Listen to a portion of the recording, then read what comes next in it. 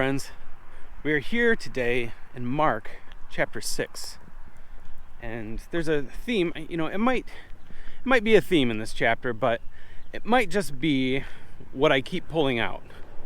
If you've been watching this channel for a while, you might notice that I've been on a kick lately where as I'm reading through the Bible, I see faith being highlighted everywhere.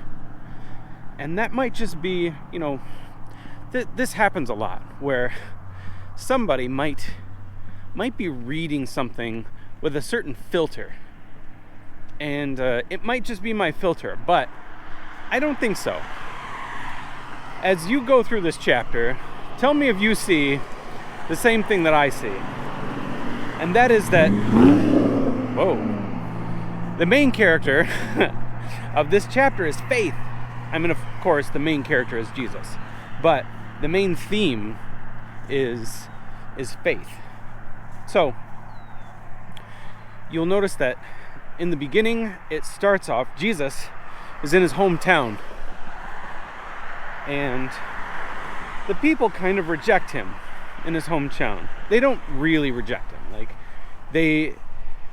They just say, who is this guy? Where does he come from? Isn't this the guy that we knew growing up? Don't we see his brothers and sisters here? And so he doesn't get the respect that he's getting in other places from his hometown.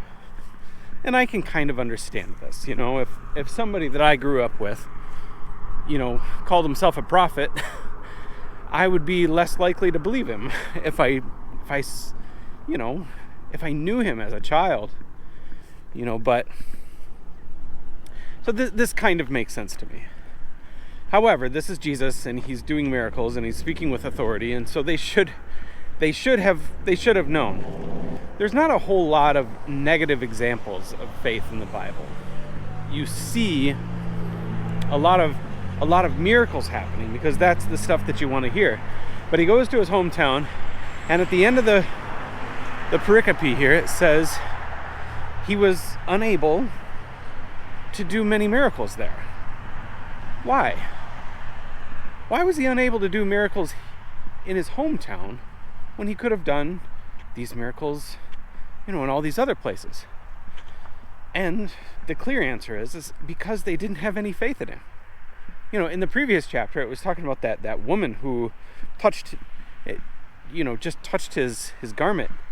And she was healed. And he looked right at her and he said, "Your faith has healed you." And so here he comes to these people, they don't believe in him, and he can't do any miracles. Except for it says, he healed, a few people of some minor illnesses.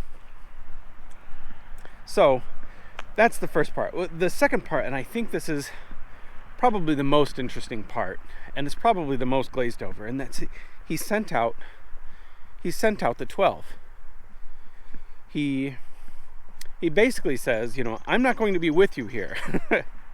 I want you to go and do what I'm doing, but I want you to do it without me. And he gives them authority to cast out demons. He gives them authority to heal people, in his name.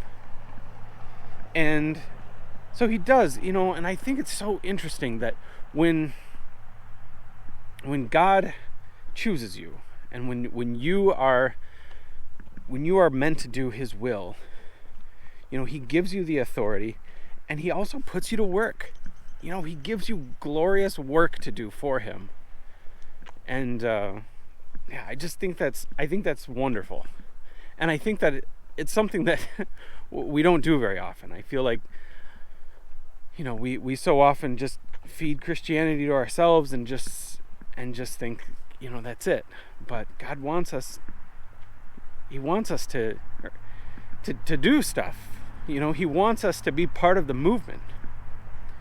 So, but the most interesting thing about this is that he tells them not to bring anything with them. He's like, don't bring an extra tunic. Don't bring a change of clothes. Don't bring too much money. And so he's basically giving them an exercise in just trusting him while he's gone. So there's a big long section in this chapter about the death of John the Baptist, and I think that's very central. I don't have much time, so I'm not going to go into that. I don't think it really feeds in. It's kind of like just like a story within the chapter. But John the Baptist is beheaded by Herod.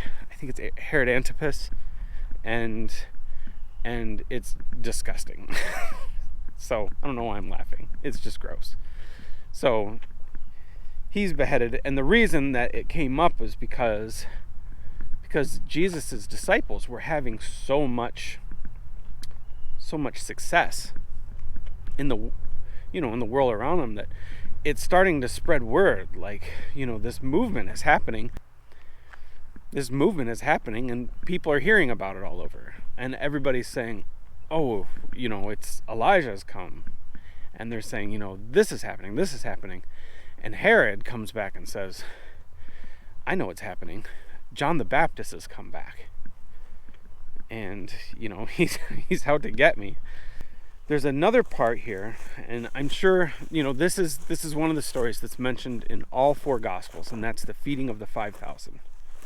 The people, and I want to highlight this again, the people have faith, so much faith that they're following Jesus without any care about eating. It said that they went off to a desolate place. If you've seen pictures of this area, there's a lot of rocky desert. And so Jesus goes into this rocky desert, and people just follow him, and he starts teaching them, and people will listen to him rather than eating food. And so at some point, people say, we need to send these people back, they're gonna faint. And Jesus says, why don't we feed them? So Jesus feeds 5,000. It says 5,000 men, which means that it could be as many as 15,000 people. And he does it in this miraculous way. And I guess this is the part that I want to highlight the most, because it's the most weird part. It's the part that I understand the least. And that is that Jesus sends his disciples off in a boat, and he's like, I'm going to go up to this mountain, and he's like, I'm going to go up to this mountain to pray. And then it says during, I think like the fourth watch, it may say the third. Anyways, it's somewhere between 3 and 6 o'clock in the morning. So they had been working at it all night, and they're trying to get to the shore. And it says that Jesus starts walking on the water. And after he walks on water, I think this is an interesting statement in this. It says that he meant to pass them by. Like he was just going to be like, oh, hey, everybody. I can see you're having trouble in the boat. I'm just gonna pass by. I don't know if that's Jesus being funny, but I think it's hilarious.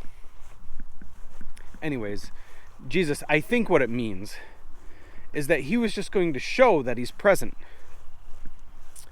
And they see him. What's interesting about this is that, the Gospel of Mark is, and I said this earlier, it's essentially the Gospel of Peter, because Mark is compiling all together all the stories of Peter.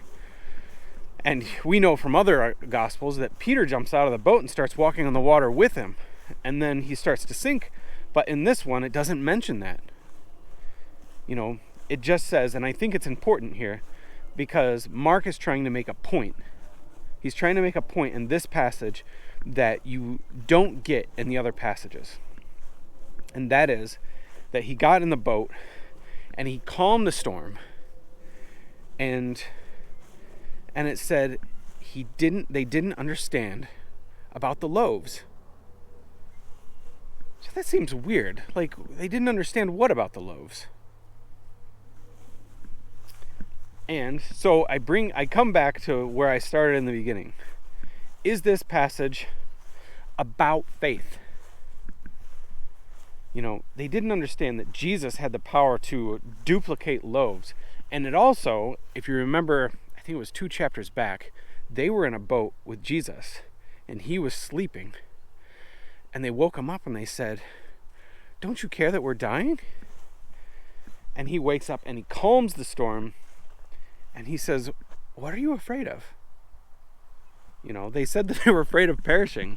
But he says, what are you afraid of? Don't you know that I'm with you? And here, in this chapter,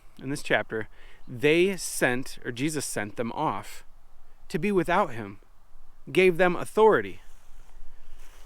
And so here, this time they're in a boat, and Jesus is not with them. And I feel like what Jesus is trying to convey here in this thought here is that even when I'm not visibly with you, I am still with you. You can still have faith in me when you don't see that I'm there. So that's what they didn't understand about the loaves, is that Jesus is God of creation. He can create food from nothing. He can calm the waters, and you can have faith in him even when you don't feel his presence, even when you don't think that he's there.